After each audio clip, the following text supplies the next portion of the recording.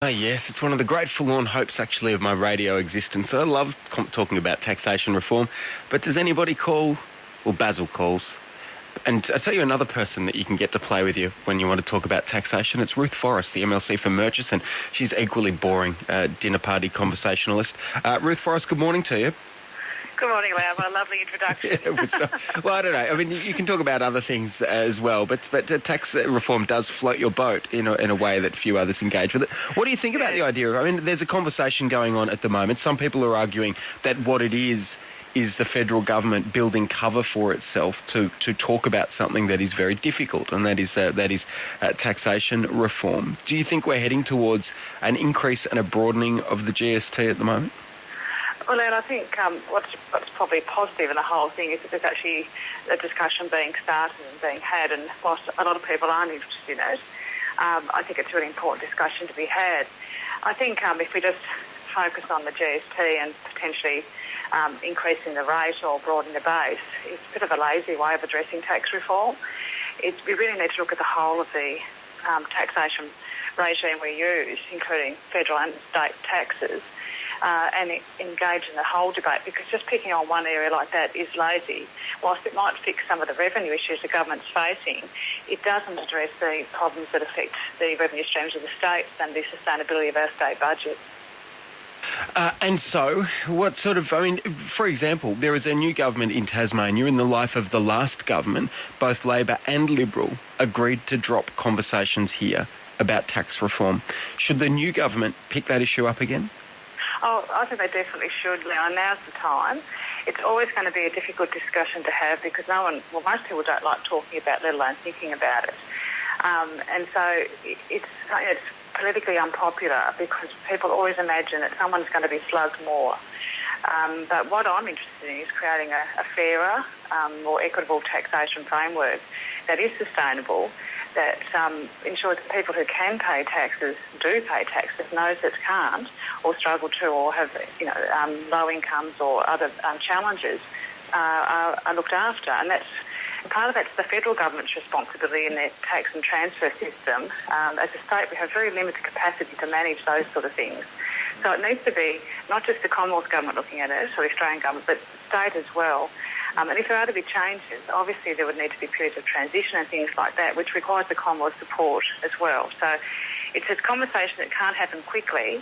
It's a conversation that needs to be ongoing and with a collaborative approach across all levels of government. Let's get on to the subject that we actually invited you on to talk about this morning, and that is the Tasmanian Electoral Act. We've been talking with, there was big news, of course, in the state election campaign.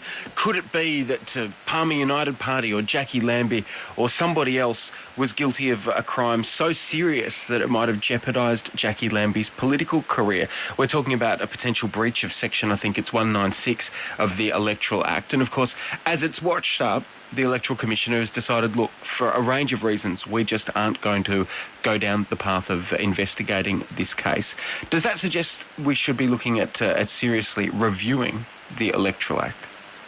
Well, I think we need to look at the Electoral Act for a number of reasons, Leon. That's one point, clearly. And I know that a few years ago Brett Whiteley got caught up in the same sort of thing. But I was watching during the election, as most people were, of the advertising and other promotion and material that was put out into the public. And it wasn't only the Palmer United Party who used other people's images. Other parties had done it too, and no one seemed to address or raise that at the time. So it's whether it's, we've decided in our current Act that that's not acceptable to do that if that person hasn't given their authority.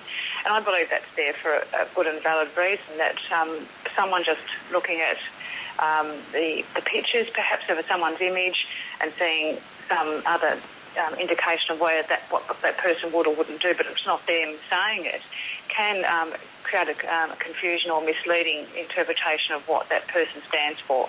So there's other sections of the Act that sort of go to that as well. 197, Section 197, which talks about misleading or deceptive electoral matter. So there are provisions in the Act to try and prevent people being portrayed in a way that doesn't truly reflect their stance. So whilst they're there, those parts of the Act are there, the Electoral Commission, for a variety of reasons, decided not to pursue that matter. And know that in light of that we probably need to look at doing it there. Can it be improved to make it easier to actually address those issues? Does the Electoral Commission need more resources? Should Julian Type be given more financial support, more resourcing to actually do what they need to do? Well, that's one thing that crossed my mind, is whether that's the case or not. But I think it's particularly right at the moment, as Julian Type himself said yesterday, there's a range of things they're doing at the moment. One's the Legislative Council election in a few weeks' time for 2 divisions. There's also the significant change to the local government elections coming up in October, which is a completely new arrangement. So I understand there's an extraordinary high workload at the moment. So at any other time it may not have been such an issue. So that's something for the Electoral Commissioner perhaps to address his mind too. But also I think this issue does need looking at, but so does contemporising the Act to deal with the electronic media and social media that wasn't really a part of the considerations of the Parliament, I don't believe, when the Act was written and perhaps modified in the past. And whilst social media is an unregulated environment, the intention of the Act is not, as my understanding is, that it's to ensure that if someone anywhere in the media or social media says something that is clearly not true, the legislation may cover that, but there's no right of reply, and the intention to have that media blackout was to enable sort of an even playing field, I guess, in those last couple of days, so that if something was said that was clearly untrue, there was time for that person to retract it some way, either by ringing talkback radio or posting on their own internet sites or whatever. But so I think we need to actually look at the Act. I think it's outdated in that particular area. On ABC Local Radio around Tasmania, Ruth Forrest is the MLC for Murchison. As you mentioned, in next month, I can't believe we're saying that, next month there will be elections in the Legislative Council and a new member for Huon will be elected. Describe the qualities, given where we're at in Tasmania at the moment, that you would like to see in the person that represents Huon from here on in.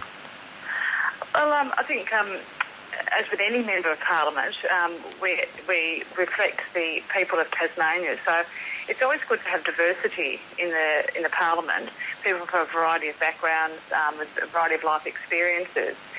So the Legislative Council, one of its strengths has been and has always been the majority of independent members.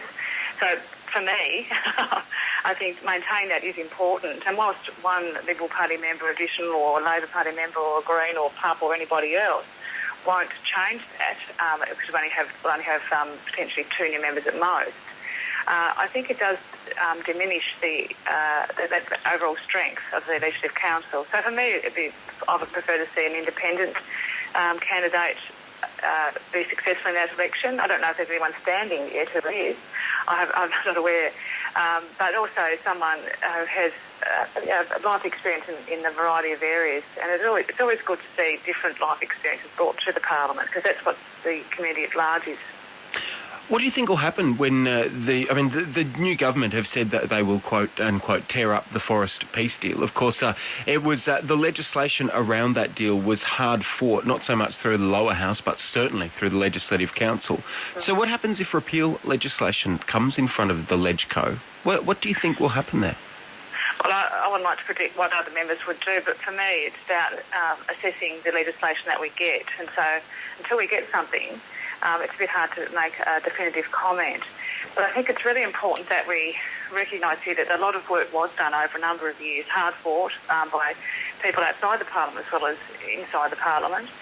And we have seen a significant reduction in the amount of protests and that sort of activity in our forests and in workplaces. Whilst it hasn't stopped completely, no one ever suggested for a minute that it would stop completely, but it certainly has diminished. And that's been a benefit for not only the forestry industry, but other industries as well. And so I think this is actually bigger than forestry. I mean, if we're very careful how we proceed here so that we don't open the floodgates to wholesale protesting to people who usually aren't from Tasmania and feel they have a right to come in and dictate to us how we do our business here. Are you talking about the answers lying in tougher penalties for those that do protest? Or are you talking about framing any repeal legislation in ways that mean they are less likely to protest? In other words, can still see within the deal environmental outcomes or wins that they want to support? I think the latter more so. Legislation that deals with tougher penalties is something that we'll consider it in due course, no doubt. But I think the other, the really important thing is ensuring that we don't sort of go back to the past and any legislation to repeal the TFA or parts of it doesn't undermine the goodwill that's there. And I mean, I guess it comes down to everyone getting a win of some sort. And I believe that we do need to be careful about reserving forests that are really suitable for production forests in the future. And if there's a way we can do that, I believe there are ways we can, that I'm open to that, and let's look at it. Appreciate you talking with us this morning. My pleasure, Leon. Ruth Forrest, the MLC for Murchison on 936 ABC Hobart.